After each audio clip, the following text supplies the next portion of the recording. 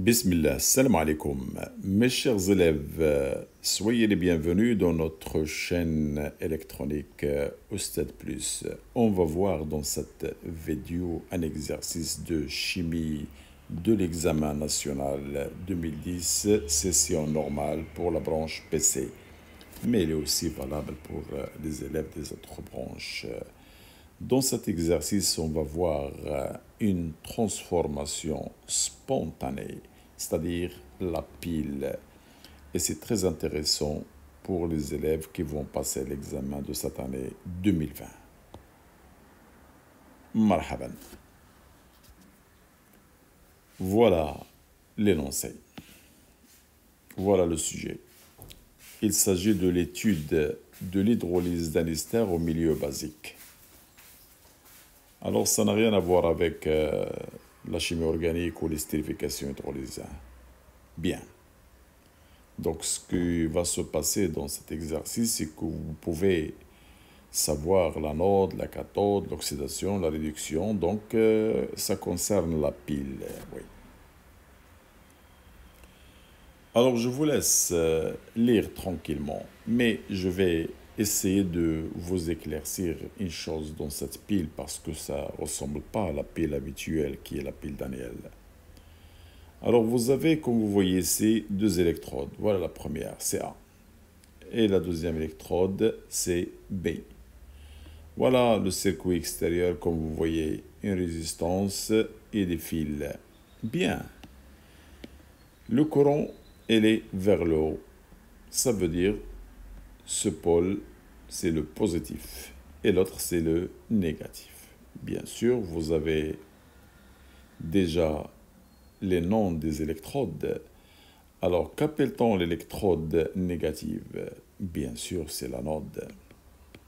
Ça, c'est dans le cas dans les transformations spontanées, pas forcées. Alors que l'autre, il va être la cathode. Très bien. Que se passe-t-il au niveau de l'anode? Une oxydation.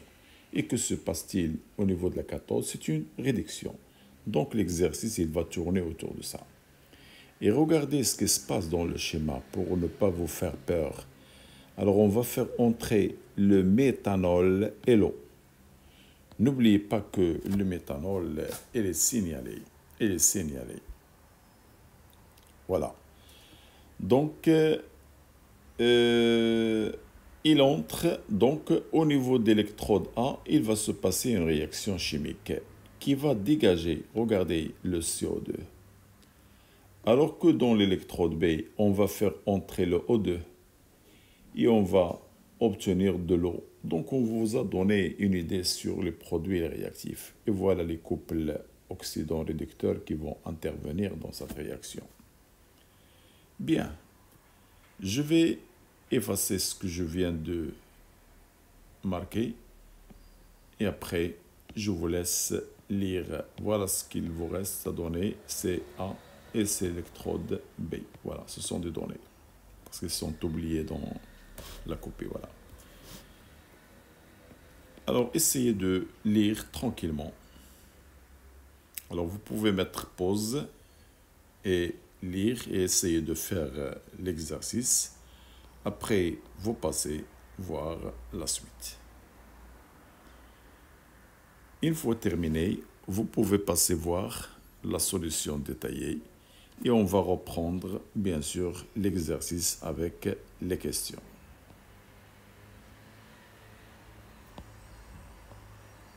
Marhaban. Voilà la solution détaillée.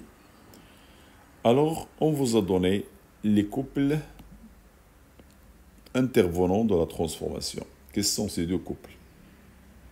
Au cours du fonctionnement de la pile, il se produit au voisinage de l'une des électrodes une transformation modélisée par cette équation.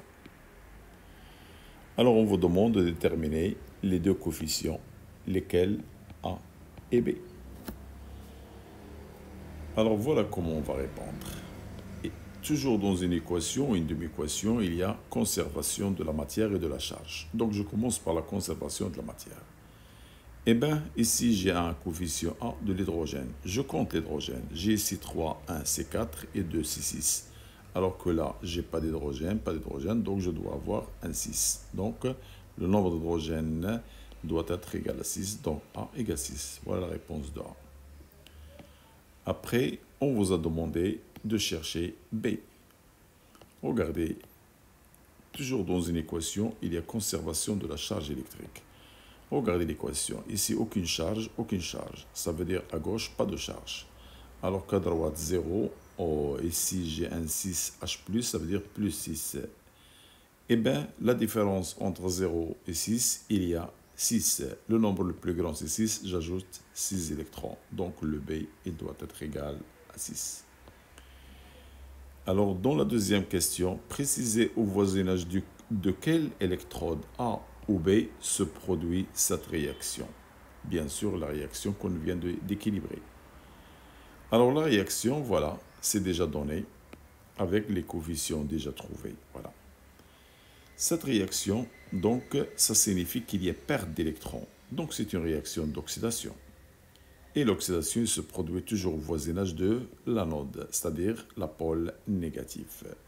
Donc, la pôle négative, regardez, c'est le courant il sort de plus vers le moins. Donc, le moins, c'est l'anode. Alors, au niveau duquel se produit l'oxydation. Donc, c'est l'électrode A. Donc, voilà comment on va justifier. Puisque dans le circuit extérieur, le courant circule, regardez, de B, ça c'est B, vers A. Autrement dit, les électrons, ils vont circuler de A vers B. Donc, c'est A qui va perdre les électrons. Donc, c'est l'électrode A. Voilà. La troisième question. Écrire l'équation modélisant la réaction qui a eu lieu au voisinage de l'autre électrode et nommer les deux électrodes A et B. Alors qu'au niveau de l'électrode B, il va se produire la réduction. Réduction de quoi? De l'oxygène qui entre. Alors regardez le couple qu'on vous a donné. L'oxygène O2, le dioxygène, il se transforme en eau. Et pour l'équilibrer, voilà, regardez, j'ai deux oxygènes ici. Et là, dans l'eau, j'ai un seul oxygène, je dois multiplier par un 2. Après, je compte l'hydrogène, j'ai 4 hydrogènes, je dois ajouter 4H+. Et bien, pour l'équilibrer, j'ai pas de charge là, j'ai ici plus 4, ici j'ai pas de charge, donc la différence entre 4 et 0 c'est 4, j'ajoute à côté du nombre le plus grand, c'est 4 électrons, voilà équilibré. Donc l'électrode A, auquel se produit l'oxydation, c'est l'anode, c'est le pôle négatif, et l'électrode B, il va jouer le rôle de la cathode, c'est le pôle positif, selon le sens du courant signalé dans le schéma. Quatrième question. La pile alimente un circuit extérieur par un courant d'intensité, regardez, en milliampères. Et n'oubliez pas de convertir en ampères après. Supposez constante comme intensité durant une durée 1h30 minutes. Trouvez la valeur de volume V du méthanol consommé, c'est-à-dire le méthanol qui a réagi au cours de la durée du fonctionnement. N'oubliez pas que dans les données, on vous a signalé que le méthanol, c'est un liquide. Alors faites attention à ça. Ça, c'est très important. Le méthanol, regardez, la masse volumique du méthanol liquide. J'ai pas de gaz. On n'a pas de gaz.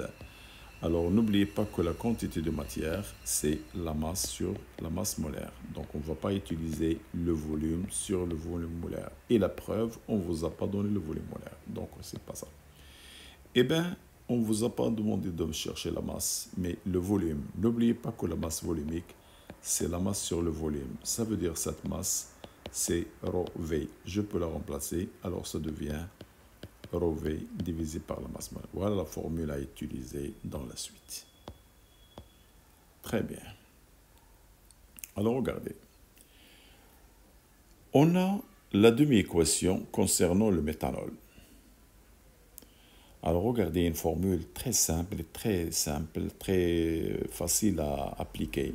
Au lieu d'utiliser un tableau d'avancement d'une demi-réaction, d'une réaction bilan, alors ça suffit d'utiliser cette formule d'après la relation de proportionnalité des quantités de matière. Alors regardez, le méthanol, consommée, sa quantité de matière consommée, ou bien réagit, divisé par le coefficient égal 1, est égal au nombre des électrons qui circulent dans le circuit, divisé par le coefficient qui est égal à 6. Voilà. Eh bien, c'est quoi la quantité de matière? La quantité de matière de méthanol, c'est la masse consommée sur la masse molaire. Et la masse consommée, c'est ρV, volume consommé divisé par molaire. Voilà. Alors que la quantité de matière des électrons, c'est toujours Q sur F, et QC est delta T. Et voilà, je peux remplacer cette formule-là et cette formule ici, voilà, ici. J'aurai bien cette expression. Et je n'oublie pas diviser par 6. Alors comme ça, je peux déterminer le volume consommé. Je peux faire passer de l'autre côté. Voilà, j'aurai cette formule. Voilà. Eh bien, il ne me reste qu'à faire une application numérique. N'oubliez pas, la durée doit être en secondes. 1h30, c'est-à-dire 60 minutes plus 30, c'est 90 minutes. C'est 90 multiplié par 60. La voilà comme durée. Et l'I, il est donné en milliampères. Alors, n'oubliez pas de convertir 10-3. Et le reste, ce sont des données. Alors, ici, 0,78, regardez, grammes par centimètre cube. Donc, le centimètre va passer par là. Et comme ça, j'aurai le centimètre cube. On est arrivé à la fin de l'exercice. Mes chers élèves, n'oubliez pas, s'il vous plaît, de nous encourager par un j'aime et un commentaire. Merci. Bon courage.